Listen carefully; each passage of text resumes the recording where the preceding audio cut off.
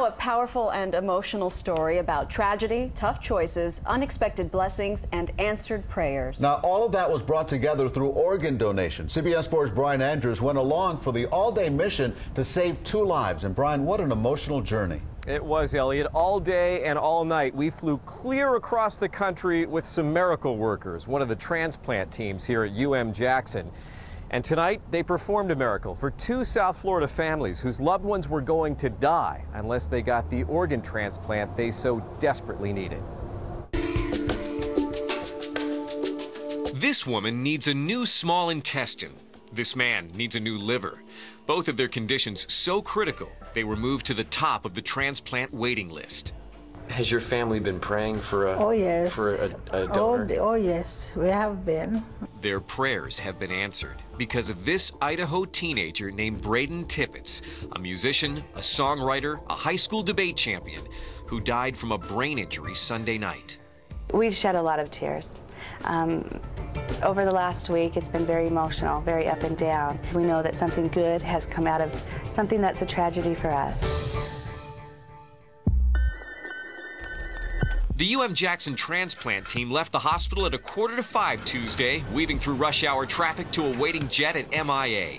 We climbed aboard with them for what would be a 6-hour flight to Idaho Falls, the farthest this team has ever traveled to recover an organ.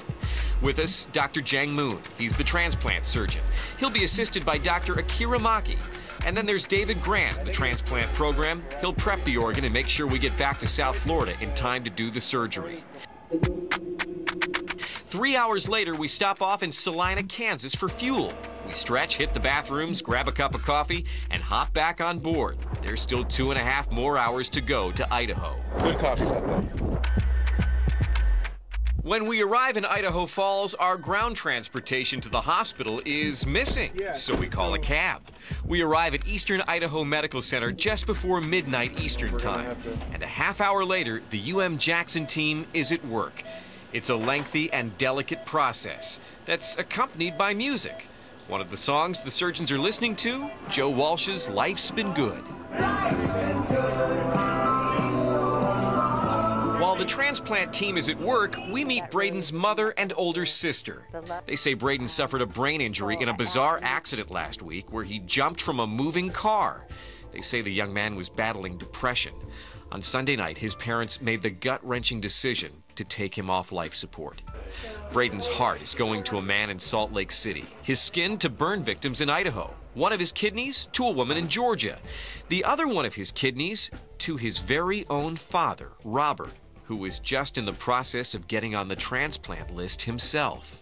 Bob and Braden were very close. They liked to play basketball together, especially before he got on dialysis and didn't have the energy. They told us he can save up to 8 lives, and one of those lives are going to be my dad. Like, it's a huge impact not only in my world, but across the nation.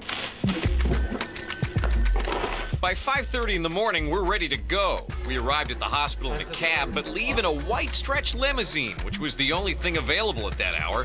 The cooler loaded with a liver and small intestine, traveling in style, complete with party lights and a wet bar. Our transplant team is exhausted.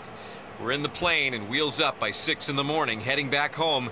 The team scarfing down some cold takeout, our first meal in 10 hours. 6 hours later, we're back in South Florida, racing through the streets of Miami towards Jackson Hospital with lights and sirens blaring. If you donate your organ to save 4, 5, sometimes 7 and 8 patients, I think that is making that the worst moment for your family to meaningful. Doctors Moon and Maki head to the second floor where the patients are already on the operating tables waiting for Braden's organs. His liver is going to a 55-year-old man from Florida's West Coast. My husband was in critical condition, being kept alive with machines, and it's just a wonderful gift. Jackson's doctors weren't expecting to get Braden's liver because it was supposed to go to someone else who at the last minute wasn't a good match. How often does something like this happen? Very rare. Very rare. This has happened maybe once or twice since I've been around, 6 years now. It was, I couldn't even go back to sleep. It was 3:30 in the morning, and Dr. Nishida, our doctor, called and said the team is excited. We have a liver that's going to bring your family a lot of happiness. And I was overjoyed. We've been waiting a long time.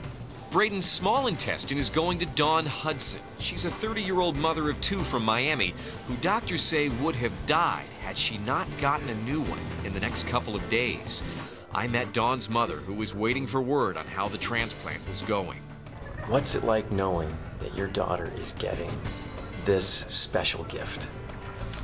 Well, first of all, I have to thank God. She have a second chance, and I'm very grateful. We hope so badly that this works out, that her body accepts the donation and the love that comes with it. And our prayers are with her right now. And that's the miracle of the whole situation. We know Braden would want this, and we love Braden so much.